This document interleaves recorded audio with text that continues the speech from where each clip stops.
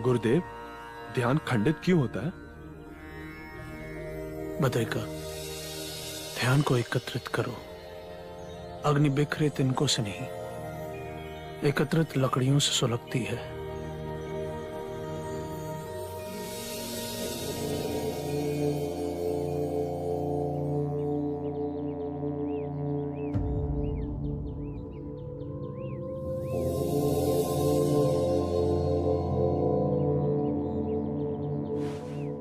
ऐसी आभा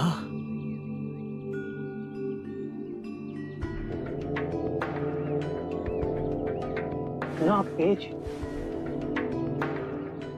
ये गरिमा, ये निर्भीकता, जैसे वन में हिरन चल रहा है। आइए मुनिवर, वृक्ष के नीचे विश्राम कीजिए।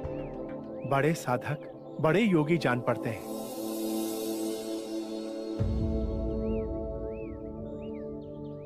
सिद्धार्थ, तुम? वही पथभ्रष्ट सिद्धार्थ। हम तक आने का कष्ट क्यों किया? मैंने मुक्ति का मार्ग खोज लिया है। अब परम आनंद के द्वार खुल गए। अब यह निधि सबकी है। इससे मुझे सारे निद्रा में बेहोश लोगों को जगाना है, चैतन्य करना है। जिसने तपस्या छोड़ दी हो, उसे परम ज्ञान उपलब्ध हुआ। अन्न खाया, सामान्य लोगों की संगति की। मैंने आपसे कहा था, मैं वो घास का तिनका अवश्य बनूंगा। मैं संपूर्ण संसार में समग्र हो गया। सब पूर्ण अद्वैत है, सुंदर है, शुभ है, सरल है। अब मैं सिद्धार्थ नहीं गुरुवर। आप मुझे अपनी अलौकिक दृष्टि से देखिए।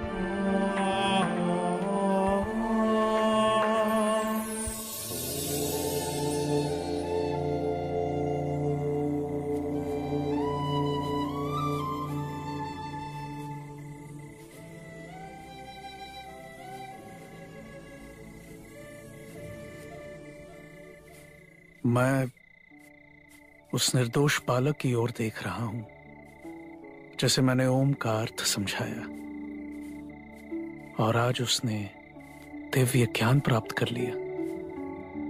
इतनी बड़ी छलांग, और मैं अपने तपस्या के अभिमान में अंधा इस छलांग को समझ ना सका। इस अंतिम बिंदु पर बड़े बड़े ज्ञानी आकर रुके, बहुत से भटके। यहां से छलांग लगानी है तो अपने अहंकार को मिटा दो। कठिन है, सरल है, बहुत सरल है। जैसे हम गहरी नींद में जी रहे हैं और अचानक आंख खुले तो हम पाए कि हम नींद से जाग उठे।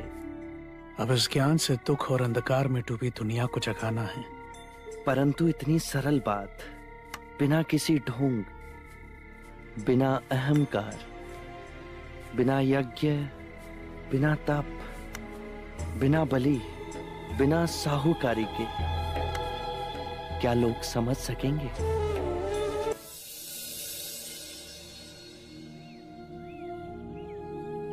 जो ज्ञान मैंने अपने अनुभव से प्राप्त किया, उसी की ही बात कहता हूं। इस यात्रा में सर्वप्रथम आप ही मेरे शिष्य बनेंगे। आपकी करुणा से हम धन्य हुए।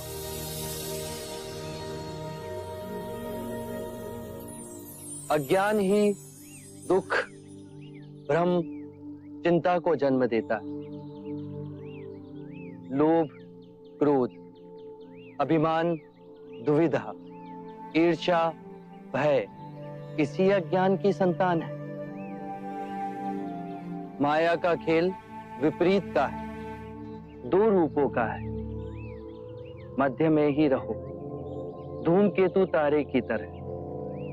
ना शरीर को सुखाओ, ना उसकी वासना को चारा खिलाओ। मध्य में ही केंद्रित रहो। जब हम माया के द्वैत रूप को पहचान लेते हैं, तब सब दुख, चिंता समाप्त हो जाती है। तब हमारे अंदर प्रेम और स्वीकृति का भाव जागृत होता है, जो मूल में एक ही भाव है। इस ज्ञान के बाद हम किसी से घृणा नहीं करते, ऐसे व्यक्ति से भी नहीं जो हमसे क्रूरता करता है, वरन ऐसे व्यक्ति को हम सांसारिक भावनात्मक रूप से रूपांतरित करने का प्रयास करते हैं। जब ज्ञान के चक्षु खुलते हैं, तो करुणा ही हमारा स्वरूप है। ध्यान में विचार भ्रांति पैदा करते हैं। बुद्धि ने सत्य को विषय और वस्तु में विभाजित कर दिया है, मैं और तुम में बांट दिया है। और इस विभाजन ने जीवन को समझने में भूल की। मनुष्य भावनाओं में बंधा खंडित होता गया और लालच, मोह, तृष्णा की पकड़ उस पर बढ़ती गई। जन्म से वृद्धावस्था के चक्र, बीमारी और मृत्यु का भय उसके मन के चारों ओर बनी दीवार को और प्रबल करते गए। इसीलिए इस भ्रम को ही दूर करो। एक बार ये भ्रम टूट जाए तो जीवन कारावास में नहीं, स्वतंत्रता में जिया जा सकता है। शील, समाधि, प्रज्ञा से 4 आर्य सत्य है। 1, जब तक सृष्टि रहेगी, दुख मनुष्य के साथ छाया बनकर चलेगा। 2, इस दुख के कारण है किसी वस्तु को स्वयं से पकड़ के रखना। जो वस्तु क्षणभंगुर है, तो मार्ग क्या हो? 3, मुक्ति के लिए विवेक जागना आवश्यक है। स्वयं को केंद्रित करो। जो आए, चाहे दुख की सूचना या आनंद की परछाई, इसके बीच स्वयं को स्थिर रखो। 4, इस मार्ग पे दुख के बंधन टूटेंगे और परम सत्य की उपलब्धि होगी। ये मार्ग क्या हो? ये अष्टांग मार्ग है।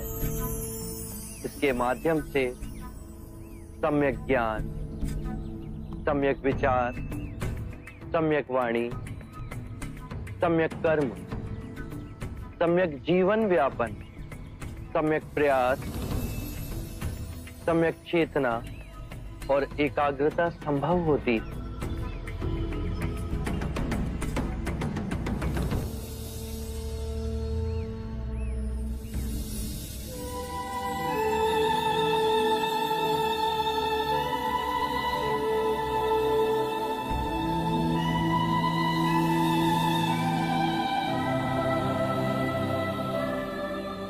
मैं बुद्ध हूं।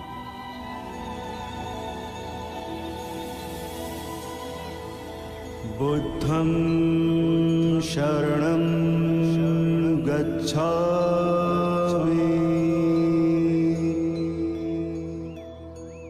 मैं स्वयं धर्म हूं। धम्मं शरणं गच्छामि।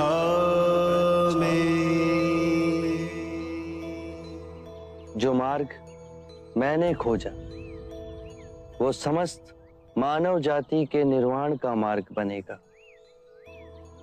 संघं शरणं गच्छामि।